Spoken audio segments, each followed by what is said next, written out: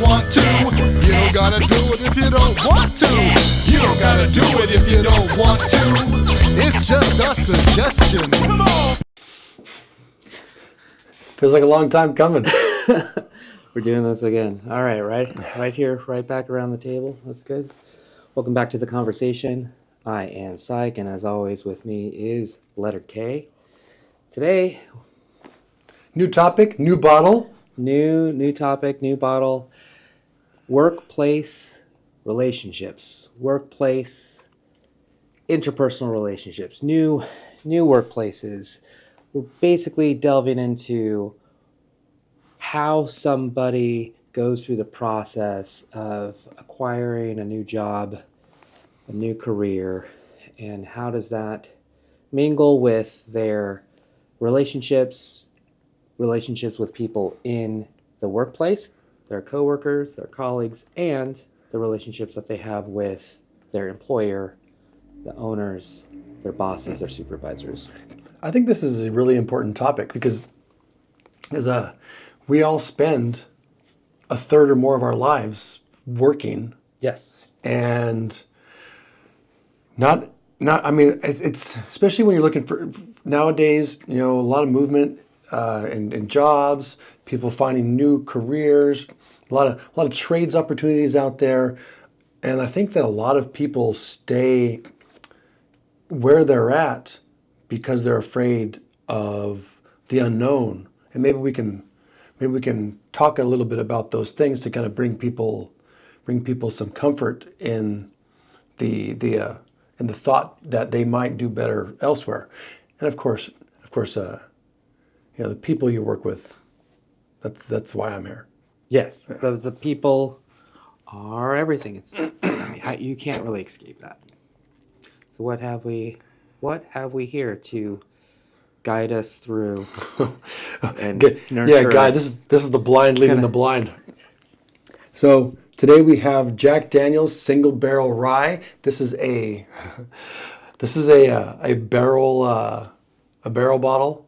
So hasn't been watered down for normal consumption like regular Jack Daniel's. So we should hydrate before we take a sip. Yeah, 131.1 proof, which is 65.5% alcohol. So the reason why I chose this as the new drink, trying to keep in with the theme of picking something that goes with our topic, workplace relationships. Specifically, I did some research on liquor companies. I tried to find liquor companies that were 100% employee owned. They don't really exist anymore. I mean, maybe some small thing. If I had more time to dive deeper, I might have found something regional, but I didn't. But Jack Daniel's has consistently been listed as one of the highest employee rated companies in the U.S. Interesting. On a scale of 1 to 100, with 70 to 80 being what the rating system considers a good workplace, they consistently score 90, and they have scored a 96 in the last few years. So Jack Daniel's is a great place to work if you live in Lynchburg. Their distillery is the highest, largest employer in Lynchburg County, only seconded by the beef industry. Okay. Yeah. All right. That's interesting to know. Yeah, and as a perk of employment, Jack Daniel's gives a bottle of Jack to every employee once a month, and that is a tradition that has been handed down since Jack Daniel was alive. So, employees, good place to work. I don't know if this is a good bottle to drink. Oh yeah. That's got deep.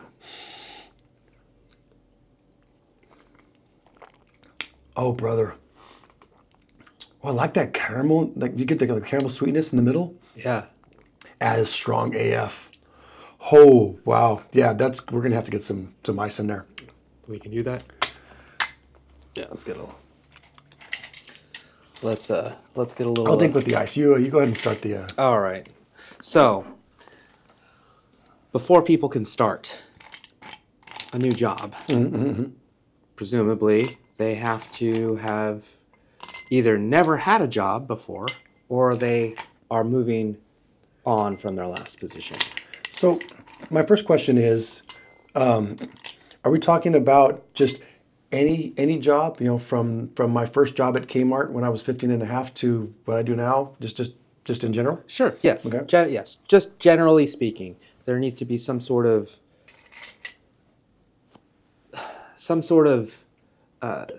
circumstance that motivates one to seek out new employment. It's usually money.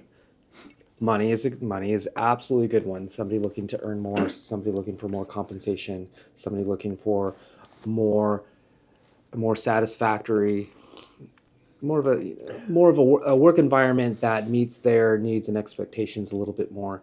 But one of the things that causes someone to jump ship and find something else are just bad days. Yeah. Have you ever had those days on the job where it's just like, all right, I've had it. Time to dust off the resume. Time to polish up your CV. Time to get back out there and see if you can see what hits. Am I still valuable in the workplace? Have you had days like that? Well, you know for damn sure I've had days like that. I spent 20 years in retail. And it goes back to what I said in my original statement. I didn't really feel like I had the opportunity to go somewhere else because I'd spent so much time in groceries that was my skill set. I had a high school diploma.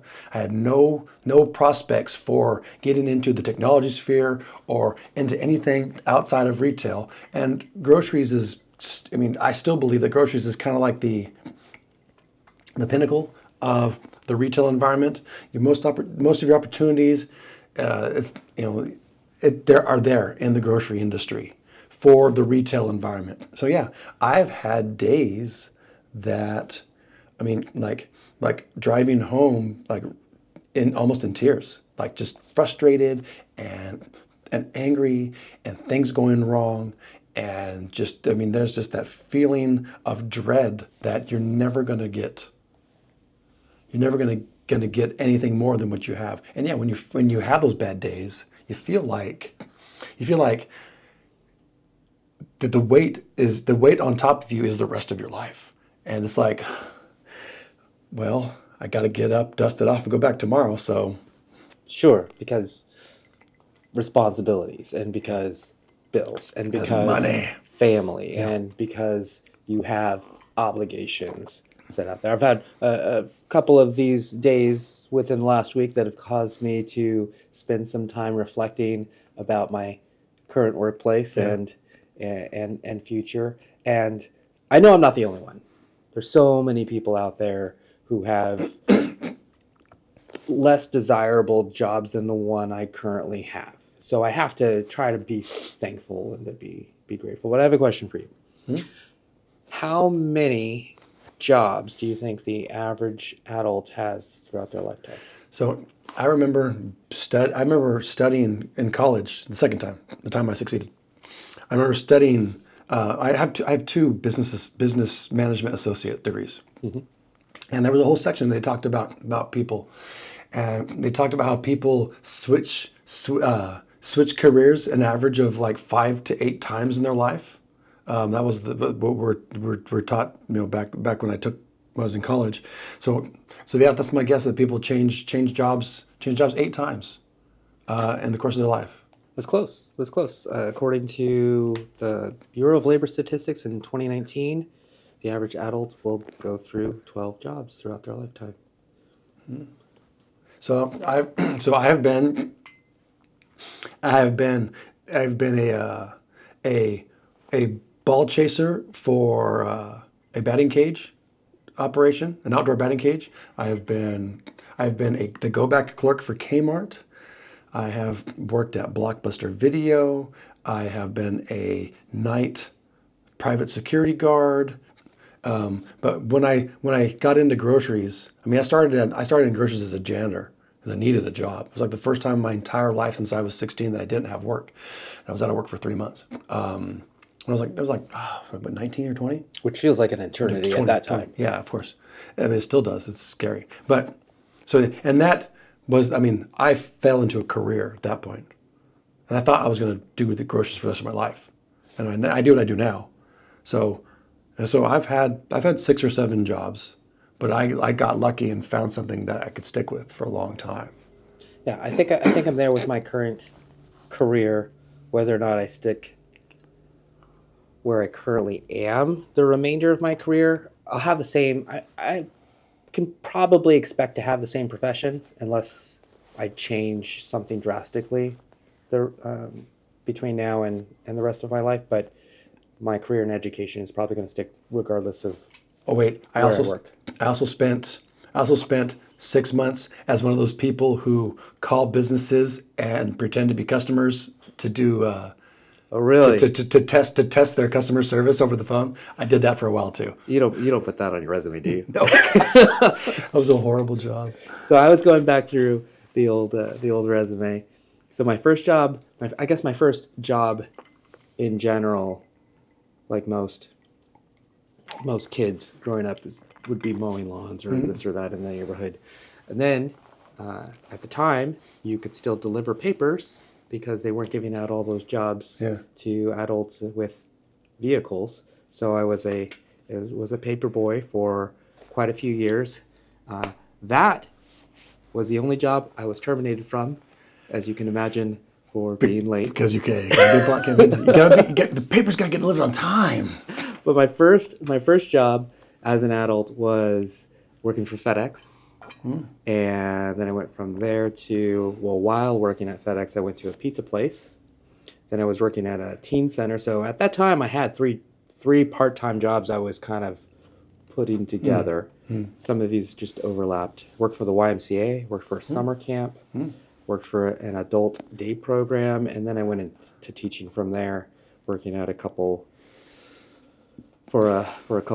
school districts and a couple universities. And somewhere in the beginning, I worked for kind of under the table a little bit for this residential pool and spa company. But on paper, aside from the mowing lawns, I have precisely to this day, 12 jobs. So I guess I should be done. But the thing is, it's not really 12 jobs. You've really the last 3, 4, 5 jobs are kind of in the same. Yes, the last 4 so are. Is it 12 jobs or 12 careers?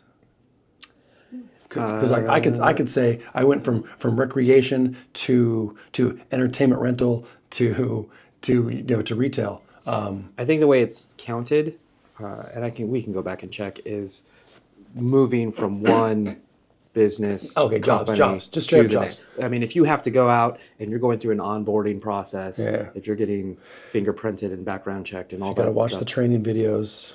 Yes. New instance. Yeah, if you got to fill out your W-4s again. Okay.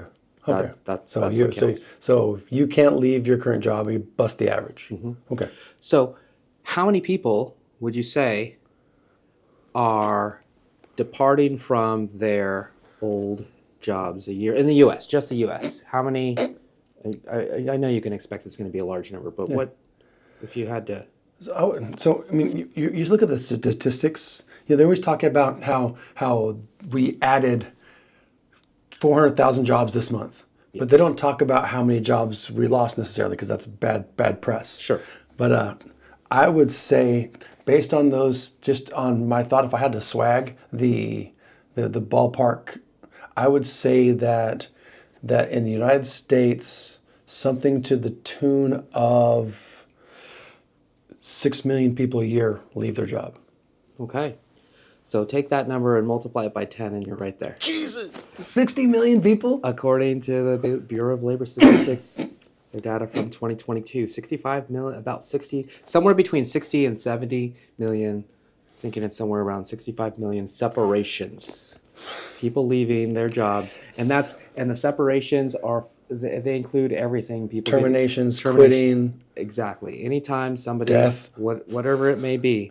17 million people, those are terminations. Those are discharges. Those people just outright getting fired. So 17 million of those people are asked to leave. So you're talking about like 60% of people are like, fuck this, I'm out. Yes, I know a good song for that.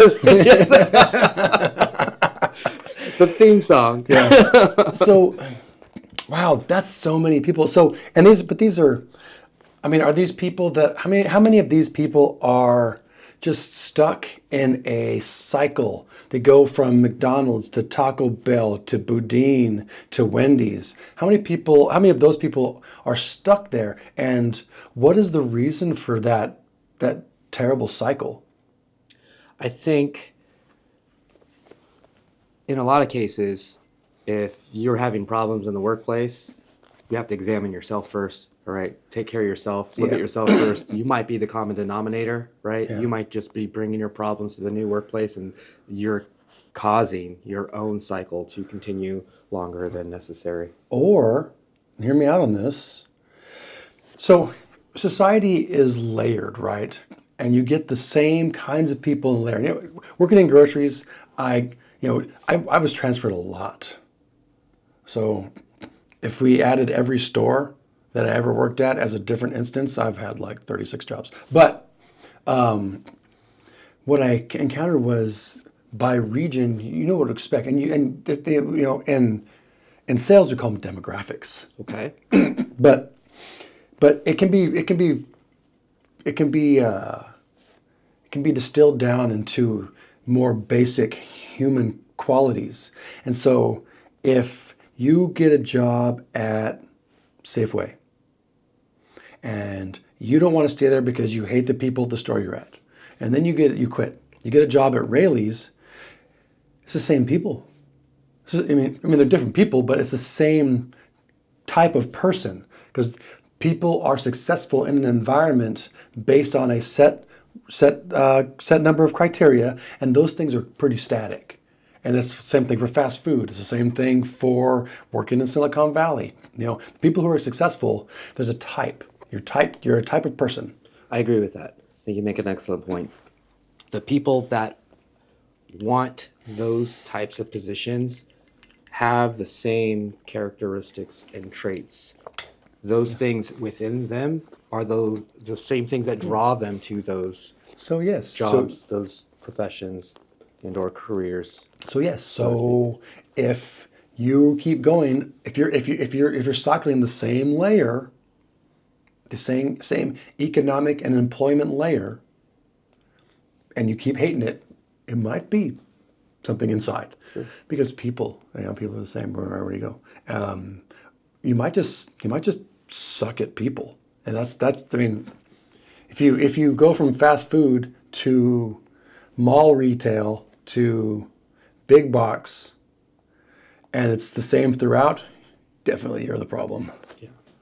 So for you, from your perspective, either personally or just how you see things, why did you come to the conclusion to move from your previous job to where you are currently, and or if you want to elaborate a little bit on why do you think most people choose to? So me, and I don't know how common my story is going to be, but maybe it is. So, I started working for the grocery industry as a janitor because I needed a job. I love that job as janitor. So quiet. We work graveyard. Stores closed, no one's Stores there. closed, no one's there. I've got some horror stories that will turn your hair white, but they're just stories now. And then I worked my way up, because every time I ever fought for a promotion in the grocery industry, it was because I wanted to make more money. 100% of the time. I never wanted more responsibility. I could handle it, but it was always, that job pays how much more?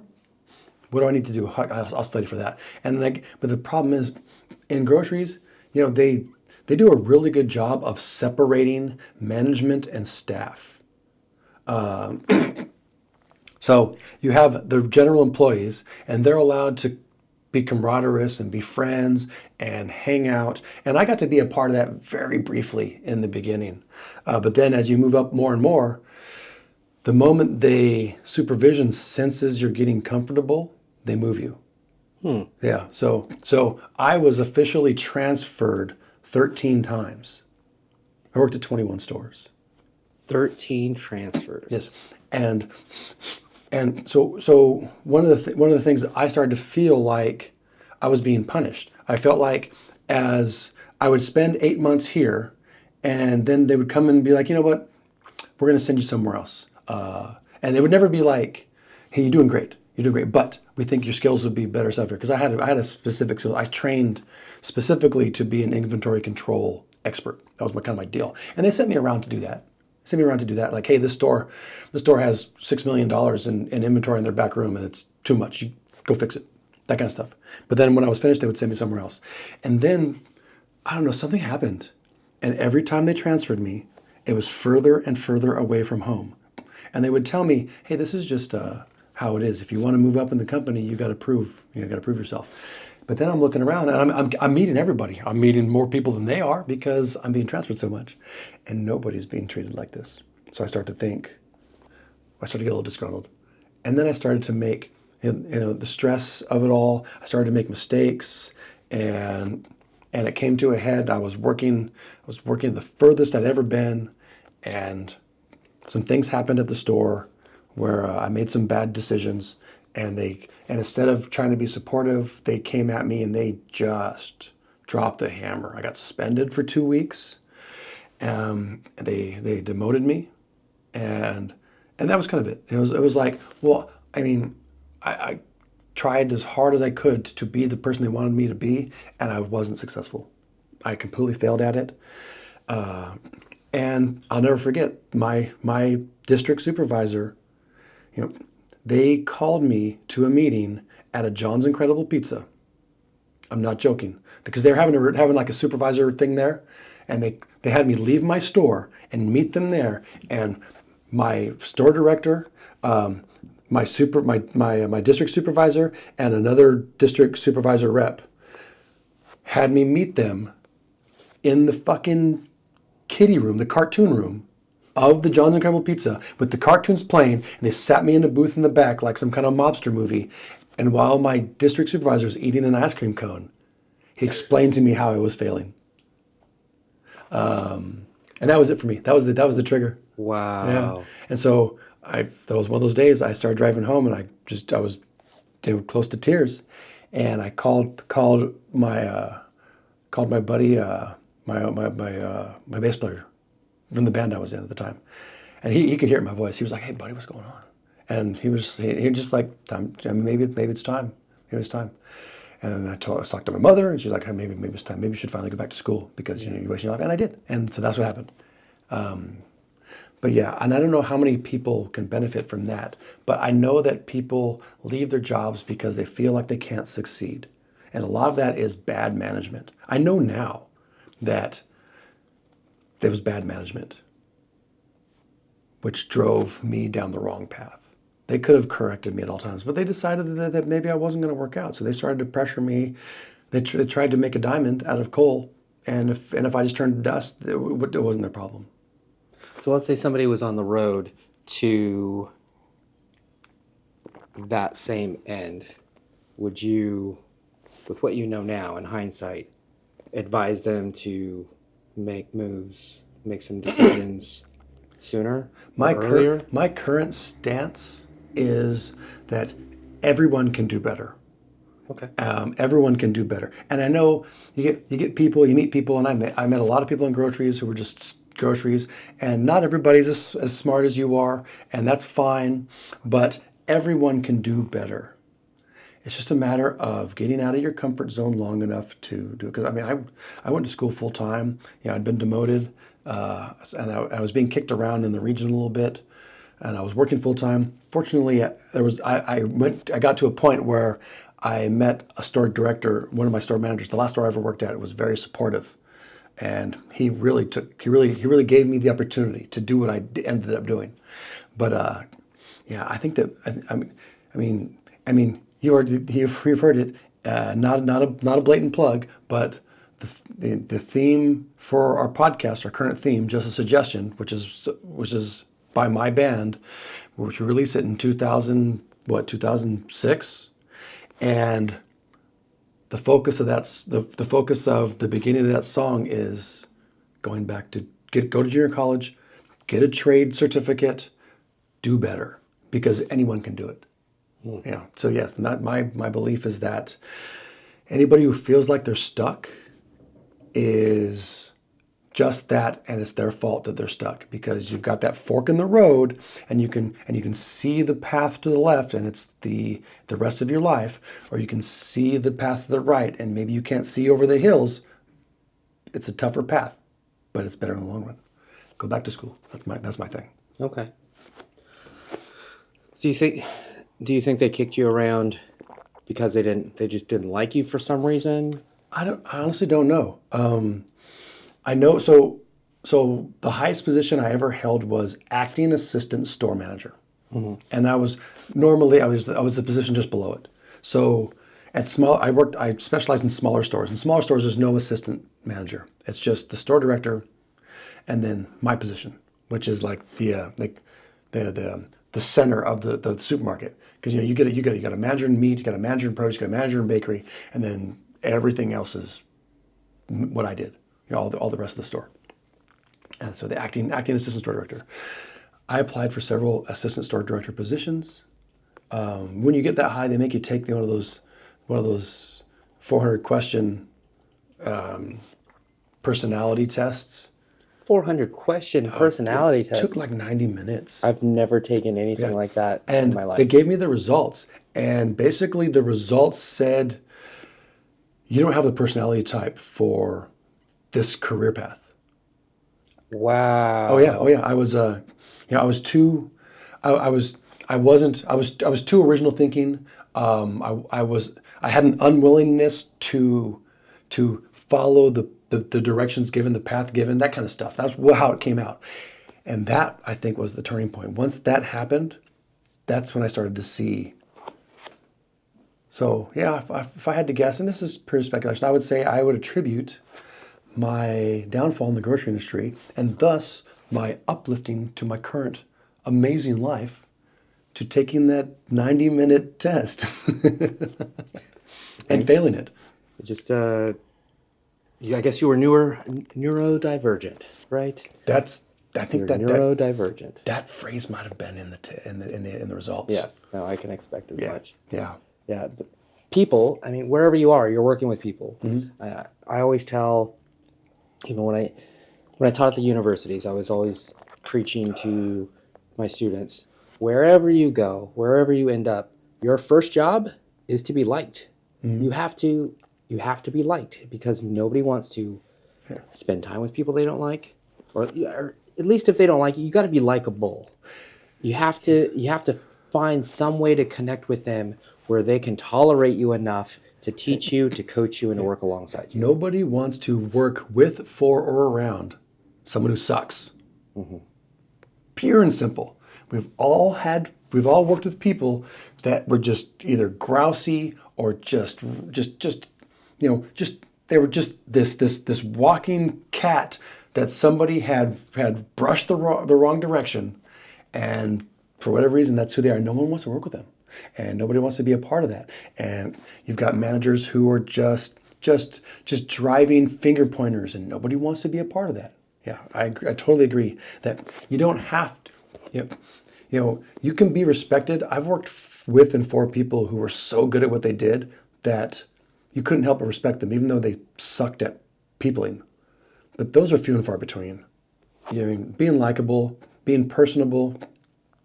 I mean, I was always kind of a hard ass, especially in my younger management days. And but I always got results because I knew how to speak with people. I knew to be a part of that environment. And I've had it said that you're not a people person, Kay, but you are a person of the people, and I've had that said of me. Likability, big part of it. So I ran across this guy on TikTok. It's got the site Conflict-ish. Conflict-ish. I gotta refresh this. So he's a management coach? Meet Ryan. Ryan M. Dunlap. MS. He hella wants you to join his. He does. His LinkedIn. I can't even get around this. There's no. Oh, is it way up here? It is. The X had his tip off the screen. Wow. He needs to have his team fix that on his website, because that wasn't rendering the way. Anyway, with more than 20 years of combined law enforcement, ministry, and executive leadership experience, Ryan Dunlap is a highly sought after expert in complex conflict and crisis. That's kind of a tongue twister there. I might look at that again. Anyway, send this video on TikTok. Let's just take a peek and you can react to it. Who would you prefer to work with most? Someone who is the best at what they do, but you absolutely can't stand them, or someone who is average at best, but you genuinely like them? This is an important question to consider. So I received a message from someone recently on Instagram. I won't say their name, but they told me that they were recently terminated from a job that they had held for more than a decade. They were the top earner in their company, but they were let go because their coworkers couldn't stand them. They said this was a reality check.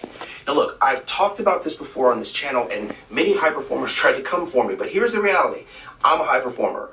I'm a top producer, and I always have been in wherever company I've worked in. But I have enough self-awareness to know that my competency will not cover a chemistry deficiency long term. Like, I can be good, but if I'm not good with people or for people, I won't be allowed to stay with people. And there's some research that suggests that 60 to 80% of organizational challenges stem from strained relationships. And that's probably why so many people prefer to work with someone who's average but likable over someone who is the best at what they do but hard to get along with. Now look, I've said it before, you don't have to be everyone's best friend, but you do have to know how to be friendly. The same goes for being likable, right? You don't have to be liked by everyone, but you have to know how to be likable if you're going to make it in today's workforce. 100%. 100%. So I run a small team of AV integrators. And it was nice because when we expanded at the time, it was just 3 of us. And they let me be a part of the hiring process, the upper people. And I said, hey, here's the deal. I can teach somebody to be better, but I cannot teach somebody to not suck at peopling. So I will select people who don't seem like they have as firm a grasp on what we do if I feel like they can get along with the team. Because with me included, there's 8 of us. And if 2 guys aren't getting along, that splits the entire team in half. And now I've got 2 teams that won't work together. So what this dude is saying is, it's funny because it's such common sense that it's just like a face slapper, but no one really gets it. They don't see why things like workplace friendships and management likability are so important for making your company cohesive, productive, thrive. So important. Yeah, I like that. I like that guy. Yes. Yeah. But he's basically speaking to every socio management training I've ever been on. Yeah. So, but I like he's very well presented. You can be as good as you want at whatever you're doing, but you have to at least have the bare minimum requirements when it comes to interpersonal skills. So those soft skills. If you lack those, you're done. Pretty much. No one's going to tolerate you. I failed at that for a while. Like when I was really going through the stress, and before I got on Celexa in groceries, and I was really good at what I did. I still am. But in groceries, I was good. I knew what I was doing. But there were a couple of stores where I have no Facebook friends from those stores. Nobody wanted to associate me because I was so hard to get along because I was so mad all the time. And I look back at it now and I think about the things that I achieved and the successes that I had, and those stores have no successes.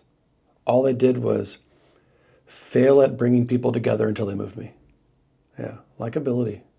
So I guess for the 65 plus million people that are just trying to cling on to their current job, they can put that to use. And well, many of them, they're going to end up moving on. They can definitely employ that advice, that wisdom into their new profession, their new job.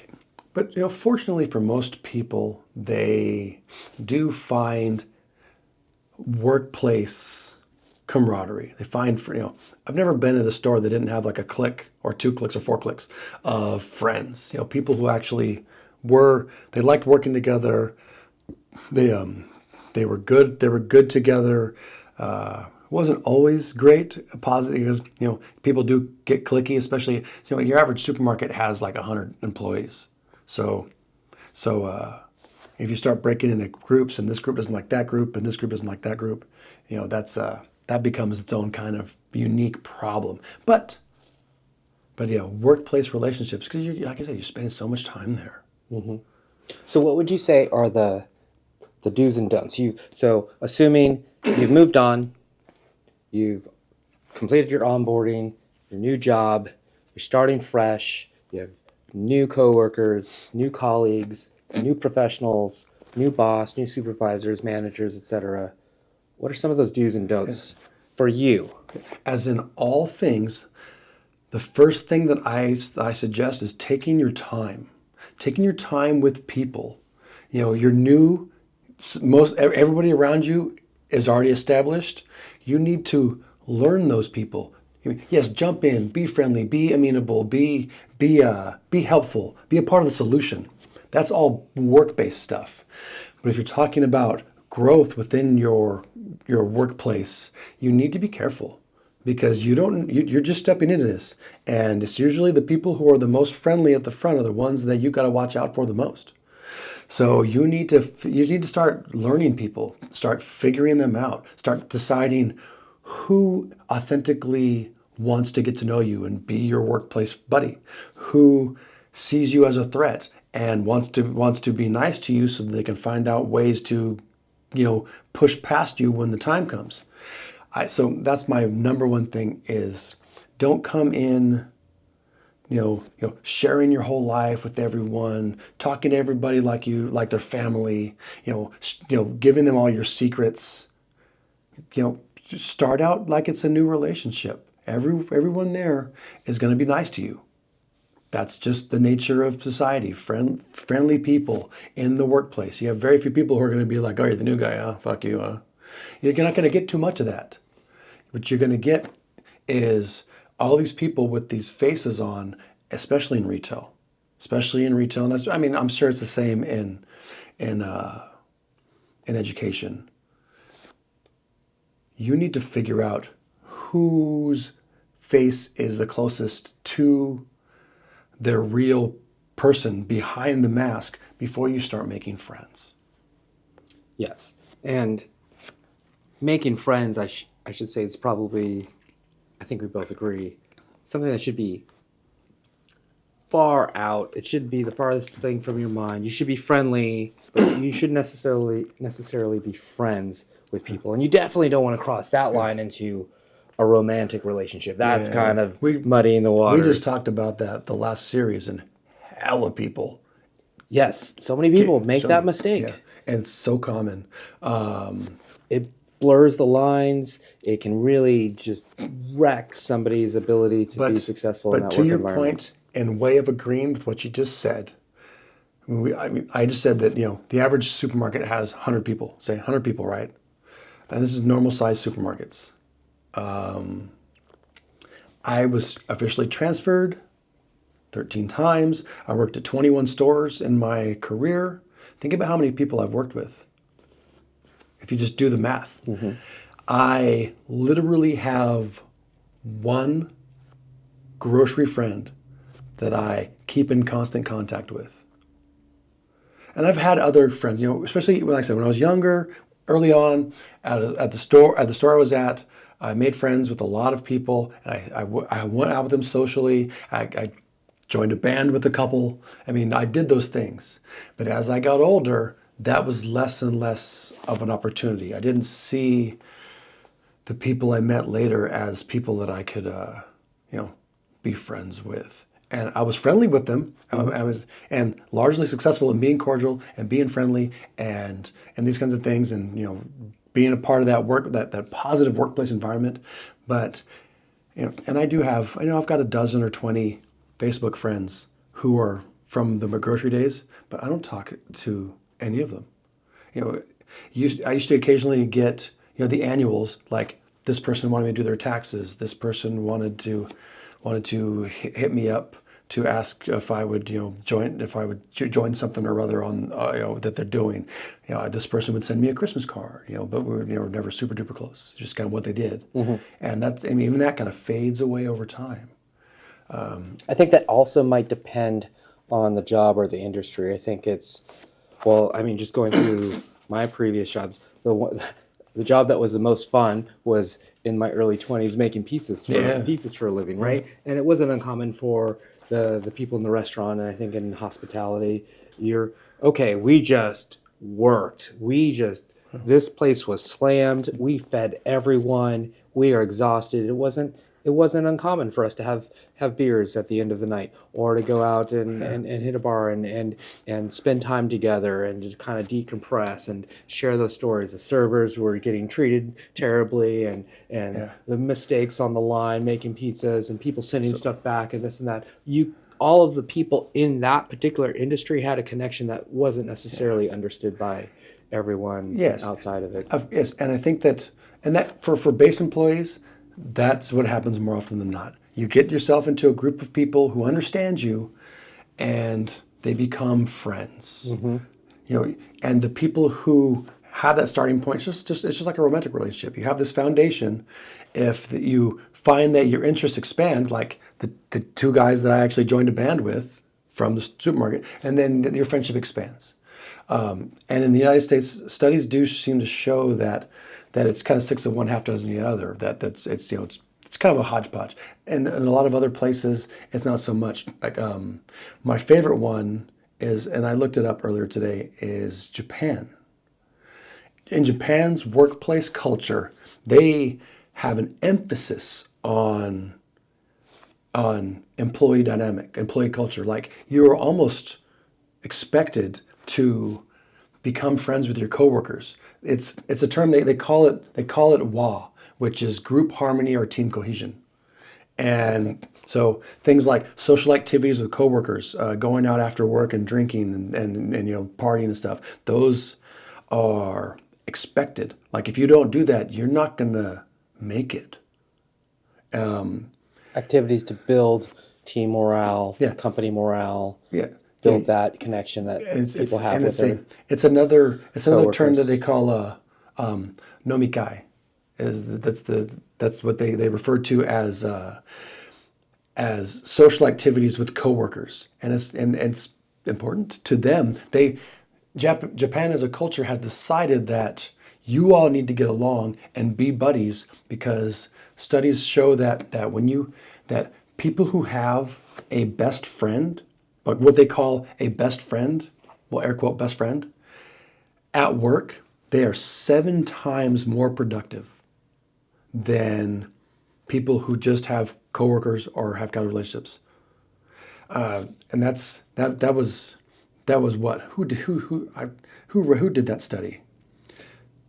There was several other studies and articles that I went through that pretty much summarized the same thing, or at least they came to the same conclusions, that, and they didn't necessarily specify having a best friend, but if the workplace satisfaction went up, so did the results and the individual's performance. But it's also to seek out the wisdom that is on TikTok, because the TikToks have all the answers. They do have all the answers, and so let's offer some advice and share some with people looking for a new job. Nice place to stop or clue. Do these 5 things your first day on the job to start out strong. Hi, I'm Katie, a global business leader, and I post on here to help you fast track your career. This one's going to be obvious, but arrive early. Okay, so you can drive the commute maybe the week before, get an idea of what the traffic's going to be like. Get yourself to the office early. If you're on time, you're late. Be prepared to introduce yourself. You should be introducing yourself to everyone that you're meeting in the office, and have your personal elevator pitch ready. And be prepared to answer, well, what brought you here? Or where were you? What were you doing before you came here? Next, you're going to be a sponge. The first day is not the time to start sharing all of your opinions, okay? Listen twice as much as you speak. Take in the environment, ask people questions. Listen, listen, listen. Next, leave your lunch plans open. It's likely, if you're working in an office environment, someone's going to invite you to lunch that day. And lastly, if you think it's appropriate, you're going to have to read your boss and the personality in this case, but it doesn't hurt to schedule a first day debrief with your boss. Right, so this is where you can share all the things that you've learned, the people that you met, and what you have in your scope and in your focus for the rest of the week. Good luck and follow me for more. And conversely, then we'll react to both. When you first start a new job, do not do any of these things in the first 6 weeks. Number 1 is expect to be good at your job. You won't be. 2, don't make change for the sake of change. People understand that you are new. If you make any decisions, they will probably be bad at this point. And number 3, this one's for you. Don't judge whether or not you think you're going to like it there. The first 6 weeks is going to be super hard and awkward, and you're learning and making mistakes, and no one knows who you are, and you're eating lunch in the toilet. It can take up to 6 months to even make a work friend. So, in the first 6 weeks, focus on these things instead. And be patient. Your chance to have an impact will come later. Hey, it's funny. Yeah, so hey, do not leave your lunch plans open. That's hella dumb. No, you disagree? So okay. Oh man, this Katie told me just to leave my lunch plans open, and nobody invites me to lunch. Now I'm fucking stuck. No, I would say bring your lunch, have food available, but be prepared to abandon it if you're invited by somebody who would like to have you there. Agreed. Yes, Agreed. have a lunch backup plan. Make a sandwich, leave it in the fridge. I think on have it for dinner. I think on the first day, going up to your boss and being like, "Hey, tell me everything I did right and wrong on the first day," is probably a little much. I would maybe extend that out to a week, maybe 2 weeks, or maybe even tag it right after you finish your 30-day.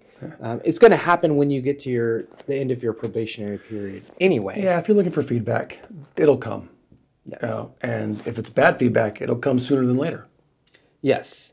And well, it'll come from, hopefully at a good place where it's managed well. It'll come from your supervisors and management team.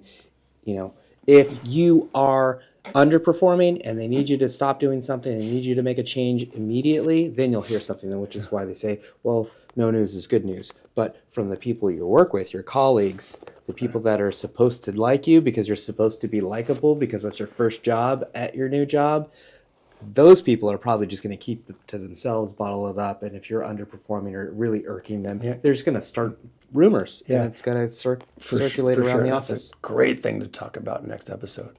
And for me, I didn't know how people, like my current job, I started as an intern, and I didn't know what people thought about me until like years later. Yes, it builds up, and there's layers to it, and it takes that time. And they hated how awesome I was. Let's just say that out loud. But yes. All right. Well, thank you for joining us for this episode as we kind of delved into the beginnings of your new job, your new career, and we're going to take it in the next episode to the middle. Okay, you're there. You've arrived. What's next? How do you keep this thing going if you want to? How do you survive this new environment? Yeah, let's also talk about the best way to build workplace relationships, which is to hate your boss. We'll expand on that Yes, sir. in the next episode. Thank you. See you next time.